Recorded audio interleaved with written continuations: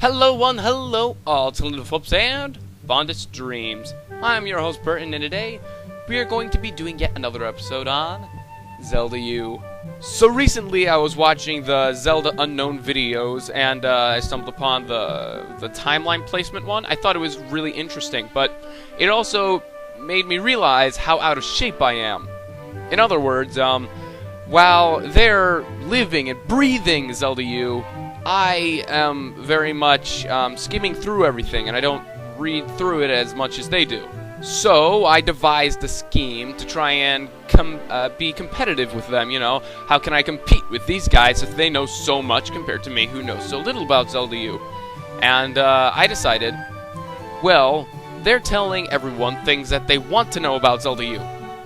So I decided I'm going to do the complete opposite. And I'm going to tell everyone things they don't want to know about Zelda U.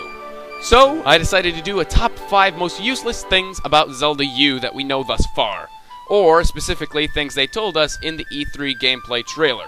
Mind you, this is about things that they said during the E3 gameplay trailer, not things that we saw. If this was about things that we saw, then this would be a very, very long episode, probably going on for about 100 different things. Wink, wink. So, without further ado, let us begin.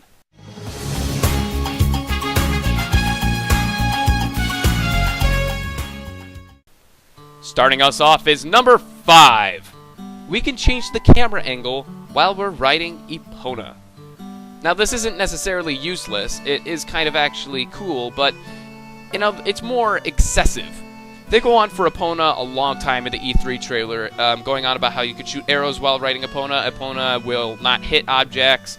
Epona, you could swing your sword and jump off of Epona. And then they just, went on even more than they needed to. And that's why I put, you could change camera angle.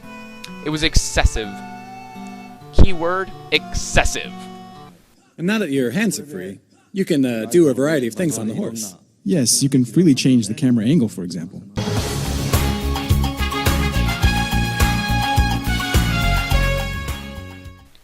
Up next is number 4. You can use beacons.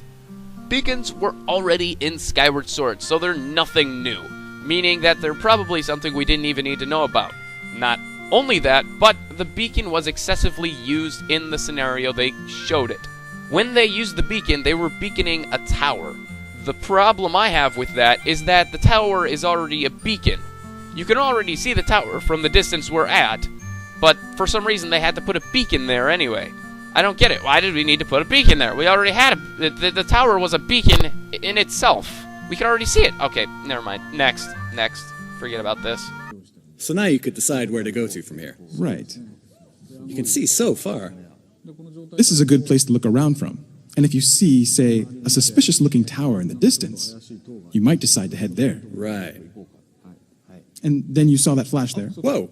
You set a new type of beacon. Yes, and now the corresponding place is also marked on the map.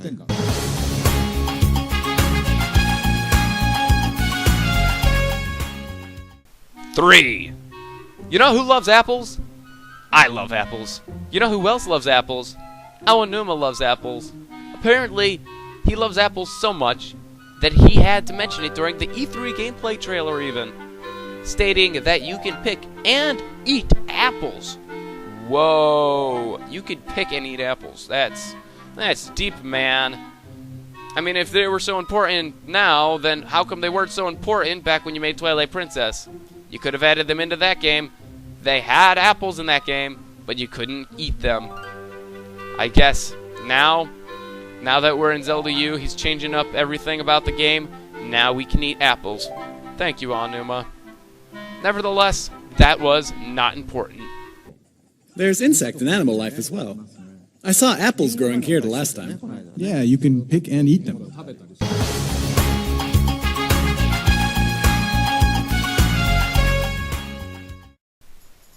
And we are finally at our runner-up for first place. Metallic sounds. I don't know why Miyamoto even mentioned this, but for some reason, when they hit an enemy with an arrow, it made a metallic sound, and that caught his attention. Why did it catch his attention? The world may never know, but for some reason, they went on about how when you hit an enemy, it makes a metallic sound. That was definitely a waste of our time.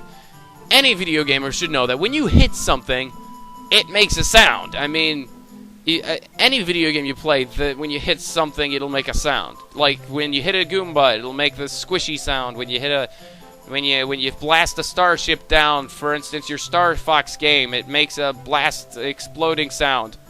When you hit an enemy in any Zelda game with an arrow, it makes an arrow puncturing sound. Which apparently in this case is metallic, which is kind of weird actually now that I think about it, but it's still useless. Oh, and everyone there. All right. Oh, I heard a metallic sound. That sound tells you that your arrow has hit the right spot and damaged your enemy.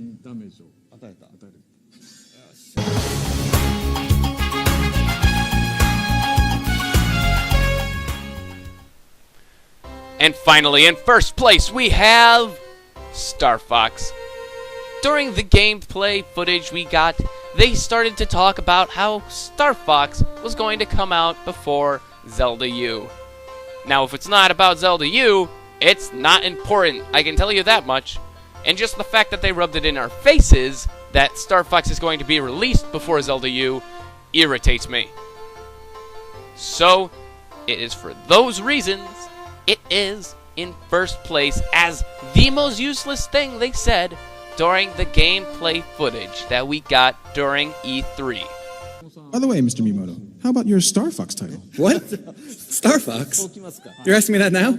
No worries about Star Fox. Oh, that's good news. Star Fox will arrive before The Legend of Zelda next year. The way it uses the gamepad is really starting to feel good. Good night, America. Till then, peace and good night, America.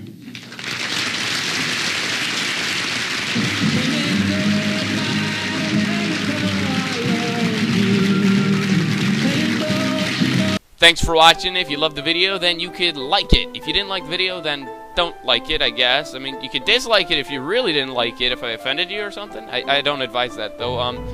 Subscribe if you want to see more videos like this. I'm trying to be more consistent. It's hard for me to do that, but I'll give it my best shot. And here are the top 3 comments I got from my last video. Well, top 3 in my opinion, the ones that motivated me the most. Nothing against you guys, it's just me. And also, this episode is a proud sponsor of World Maps. Just World Maps in general. In fact, I have a world map right next to me. Did you people know there's a place called the Sandwich Islands? I bet you didn't, and now you do thanks to World Maps. Until next time, I am your host Burton, coming to you live from my basement. See ya!